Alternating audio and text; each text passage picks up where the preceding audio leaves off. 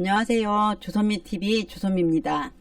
네, 이번 시간에는 여러분들이 궁금해하시는 사연 보내주시면 거기에 대한 설명과 대답으로 진행을 하는데요. 이번 주에도 새로운 사연에 대해서 이야기를 해보겠습니다. 자, 오늘의 사연은 오랜만에 형제에 대한 것입니다. 전에는 형제에 대한 질문을 굉장히 많이 하셨어요. 애들끼리 싸운다, 질투한다, 엄마한테 누가 더 예쁘냐고 한다. 이제 사실 이런 일이 한번 일어나는 건 어느 날 한 번 일어나는 게 아니라 매일매일 일어나는 일이잖아요. 그리고 이제 답이 딱 정해져 있는 게 아니기 때문에 엄마 입장에서는 이렇게 대답했다가도 또 잘못한 것 같고, 또 저렇게 말했다가도 또 잘못한 것 같고, 이런 복잡한 마음 때문에 늘 고민을 많이 하던 주제인데요. 최근에는 외동들이 많이 늘어나면서 이런 질문들이 많이 줄었습니다. 그래서 이제 형제들이 있는 그런 가정의 고민들이 상대적으로 이렇게 비율이 줄어든 것 같은데, 오랜만에 새 아이를 키우는 어머니가 사연을 주셔서 형제 문제를 좀 알아보도록 하겠습니다. 잠깐 사연을 보겠습니다. 동생을 미워하는데 어떻게 하면 동생을 사랑할까요? 둘째 아들이 6살이고 막내는 3살 딸입니다. 아들이 여동생을 너무 싫어합니다. 동생이 없어졌으면 좋겠다는 말은 기본이고, 혼자 노는데도 가서 심술을 부리고 베란다에 가두고 문을 잠궈버리기도 하고, 옆에 있는 것조차 싫어 울음 섞인 짜증을 냅니다. 아들이 자기 자리를 뺏겨 미워하는 건 이해하지만 아직 2돌도 안 된 아기이고 워낙 엄마에게 달라붙고 찾아다니는 아이여서 따로 떼어놓고 챙기는 것도 힘듭니다. 2 아이 다 엄마가 자기만 봐주길 원해서 육아가 참 어렵습니다. 아들이 그렇다 보니 첫째 딸이 2 아이들과 함께 놀아주려 해도 불가능한 상황입니다. 아들이 더 커서 초딩이 되면 가족을 괴롭히고 폭력적으로 대하는 모습이 저희 가정의 모습이 될까봐 너무 걱정이 됩니다.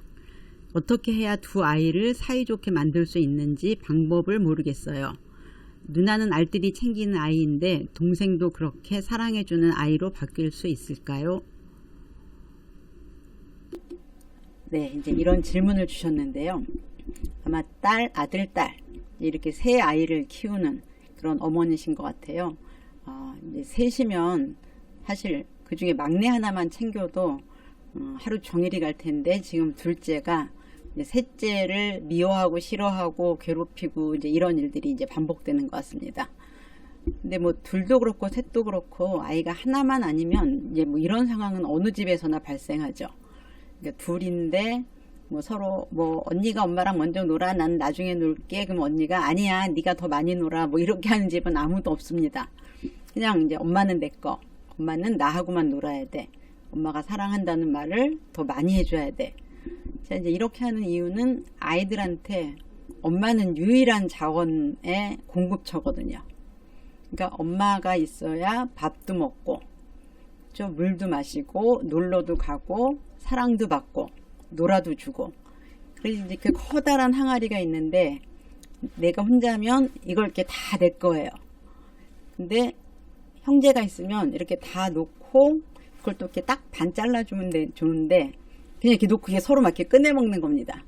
그러니까 이제 서로 더 많이 꺼내려고 그러고 더 많이 가지려고 그러고, 이렇게 딱 항아리 자체를 내 거야 이제 이렇게 하고 싶어 하죠.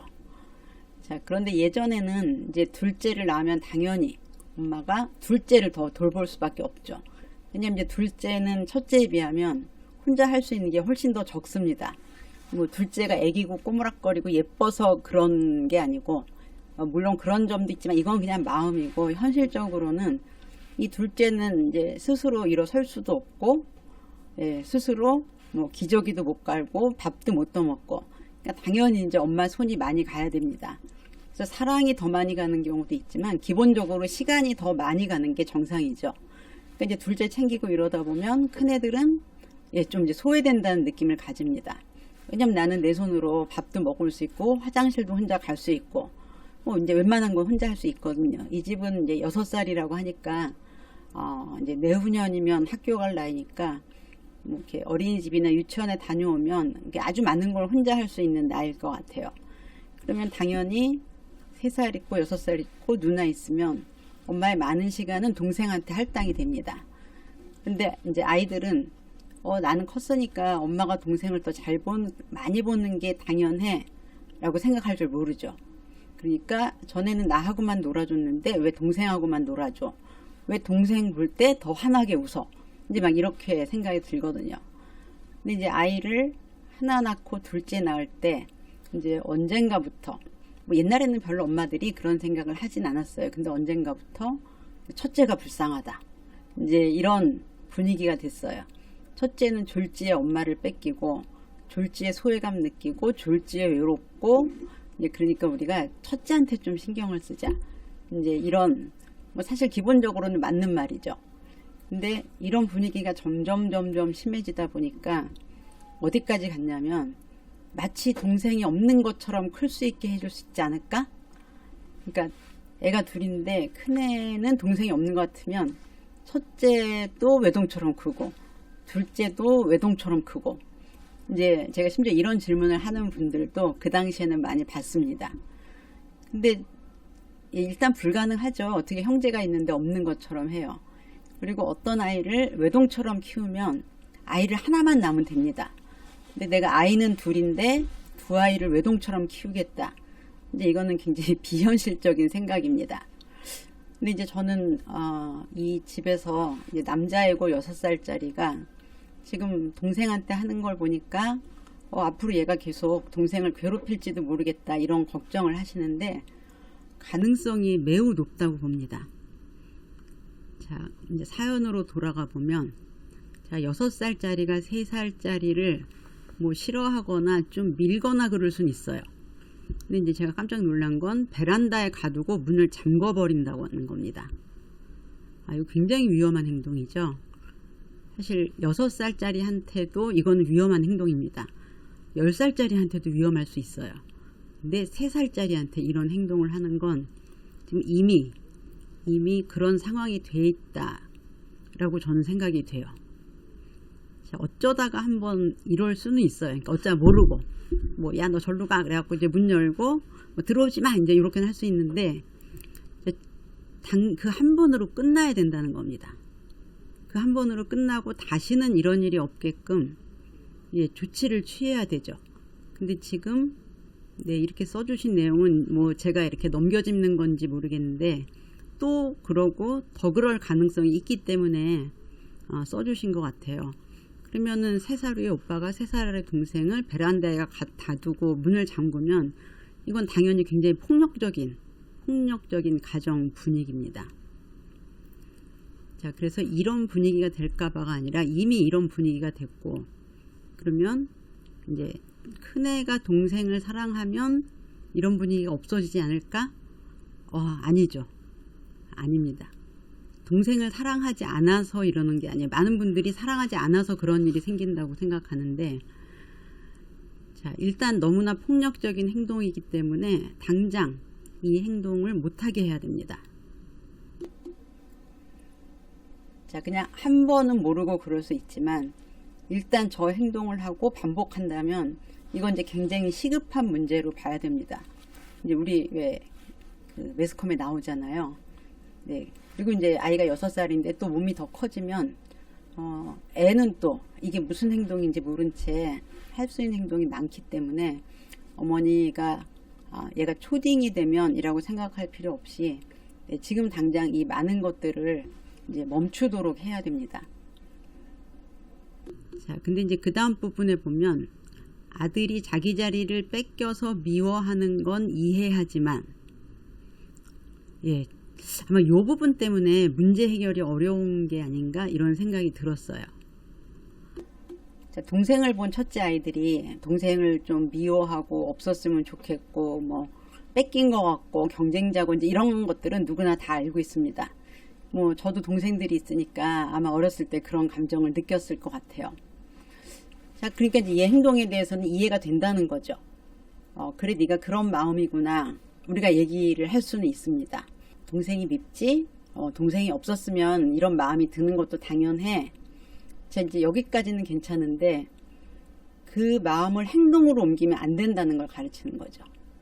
지금 사실은 동생이 밉지보다 더 중요한 건 동생을 해치면 안 돼. 이게 훨씬 더 중요합니다. 그러니까 이거는 이해는 그냥 이렇게 잠깐 자기 전에 한 3초쯤 하시면 돼요. 아, 참, 그래, 동생한테 뭐 뺏겨, 하나도 중요하지 않아요. 자, 이 마음을 안 알아줘서 아이한테 문제가 생긴다면, 네, 우리나라 전국의 한 3분의 1 정도의 첫째들은 문제가 생겨야 됩니다. 그러니까, 네가 동생이 밉지, 그러니까 때릴 수도 있지, 이렇게 크진 않거든요. 아무리 그래도 그렇지, 동생한테 이게 무슨 짓이야? 대부분의 가정에서는 그럽니다. 근데 엄마는 일단 이해는 해주세요. 근데 이 행동을 분명히 하지 말라고는 하지만 강한 의지가 있는지 잘 모르겠어요. 자, 강한 의지가 있어야 아들이 이제 더 이상 그렇지 않거든요. 근데 강하지 않다는 건 마음은 이해한다고 하셨어요. 자, 근데 이제 애들이 어른하고 다른 점은 그래, 네 마음 그럴만해 라고 하면 그 행동도 할 법해 라고 오해를 잘 한다는 겁니다. 마음은 그럴 수 있는데 행동은 그러면 안 되지, 이렇게 할 때 이 복잡한 이중적인 메시지를 잘 이해 못해요. 그러니까 마음은 알겠는데 그러면 안 돼, 이것도 쉽진 않습니다. 그러니까 사실 엄마가 이 상황을 중단시키려면 절대 동생을 때리거나 밀거나 하면 안 돼, 다치게 하면 절대 안 돼, 이렇게, 예, 앞에는 일단 잊어버리세요. 왜냐하면 너무나 중요한 위험의 문제이기 때문에 그냥 뭐 믿거나 말거나 일단 절대로 못하게 해야 됩니다. 근데 혹시 이렇게 그래, 네가 네 자리를 뺏겼는데 미워하는 건 당연하고 그런 너의 마음을 알아주지도 못하고 충족시켜주지도 못한 엄마가 미안해, 이런 마음을 갖고 계신 게 아닐까, 이런 생각이 들었어요.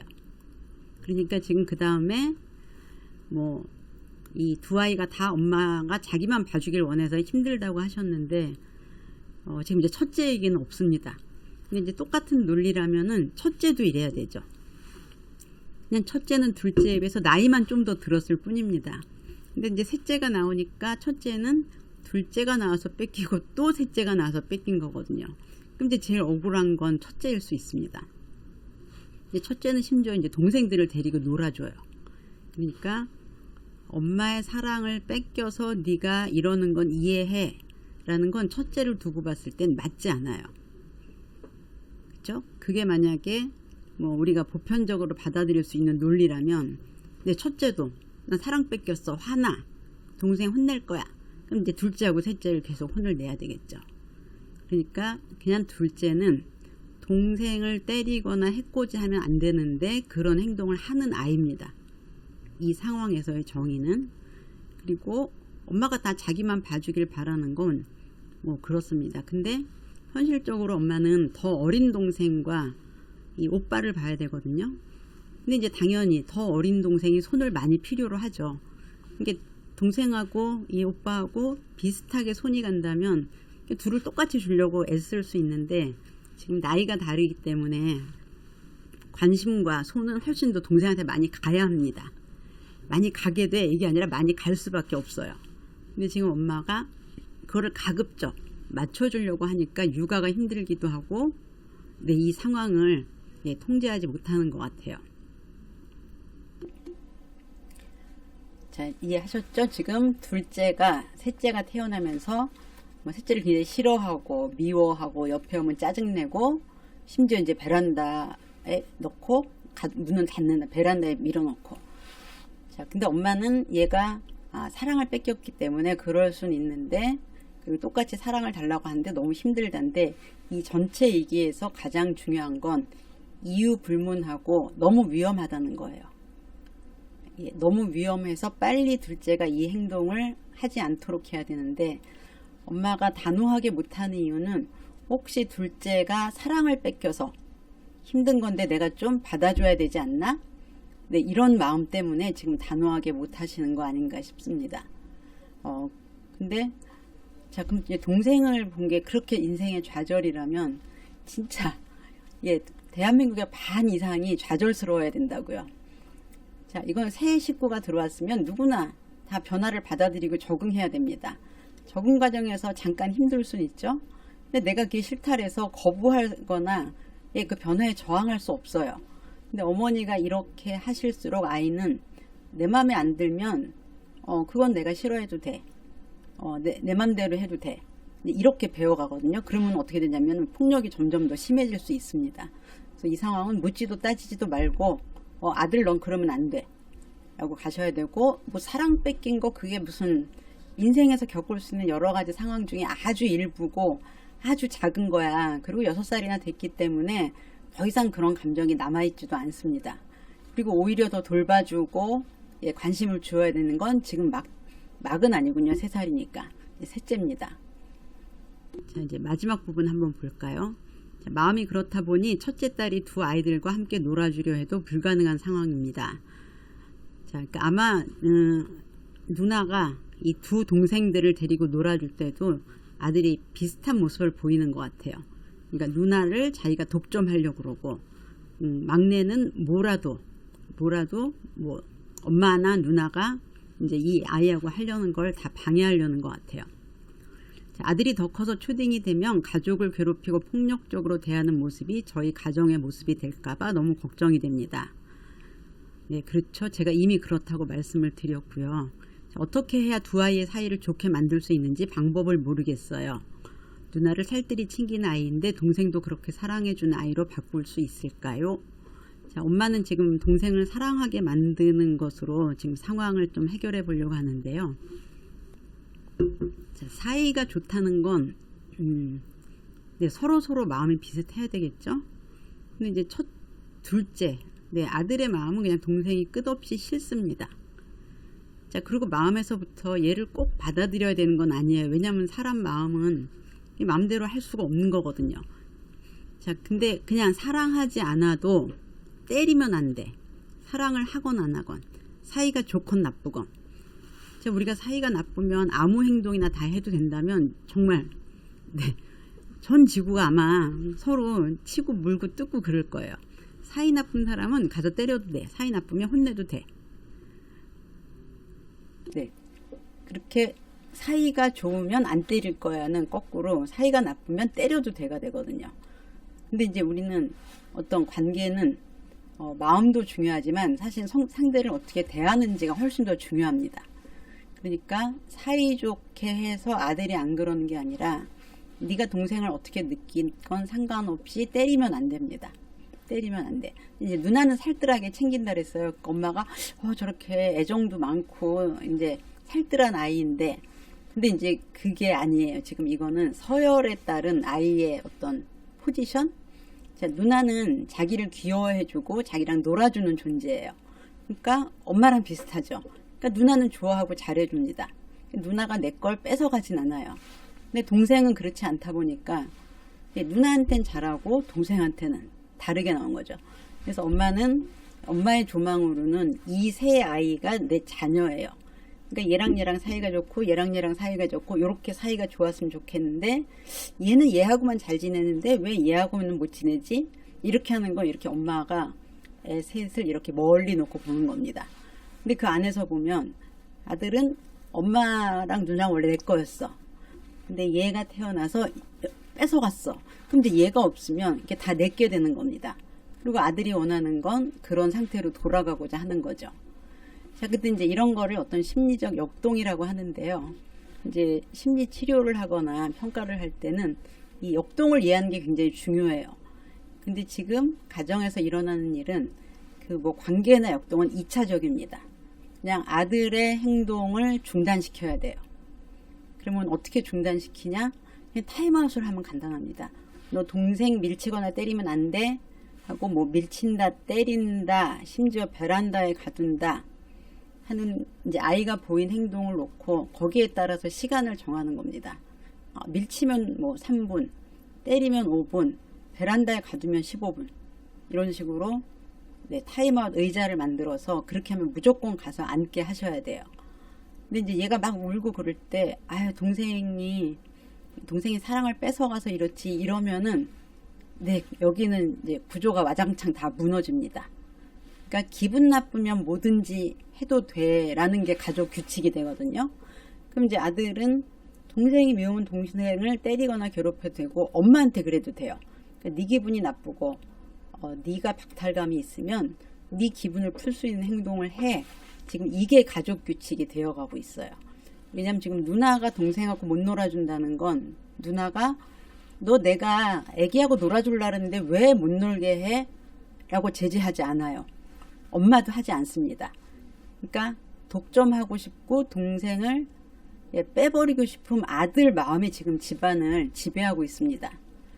예, 저는 무엇보다도 안전사고가 날까봐 가장 걱정인데요. 엄마는 걱정을 하는 주체가 아니라 문제를 해결하는 주체예요. 어머니가 지금 너무 두렵다고 하셨는데 마지막으로 이게 제일 포인트인 것 같아요. 엄마는 두려워하는 존재가 아니에요. 엄마는 관리하고 훈육하고 안전하게 만드는 주체입니다. 이러다가 아이들의 안전이 위협받겠는데 그러면 무서워가 아니라 어떻게 해야 되지? 그냥 어떻게 해야 되지로 마음속에 가득 차야 됩니다. 내가 어떻게 지금 다 애들이잖아요. 10살 안 된 애들인데 그러니까 무서워하고 같이 애들이랑 무서워하고 계신 거예요. 제일 안 무서운 게 둘째입니다. 자, 엄마가 이 문제를 해결해야 되고요. 엄마가 해결의 주체고 엄마가 책임자입니다. 무서우면 안 돼요. 그냥 어떻게 하지 하고 생각을 하셔야 되고 이 방법 저 방법 써서 어떻게 해서든지 이 일을 여기에서 중단시켜야 됩니다. 자, 가정의 책임자는 엄마고요. 네, 마음을 알아주는 사람도 엄마지만 행동을 통제하는 사람도 엄마입니다. 아주 작은 일이라도 생기면 그거는 부모의 책임이죠. 그때 가서 아들한테 뭐라고 할 수 없습니다. 그래서 가족을 책임지는 게 부모라는 거 꼭 이해하시고요. 여기에서 사소한 문제라도 생기지 않도록 최선을 다해야 한다는 거 꼭 기억해 주시기 바랍니다. 네, 감사합니다.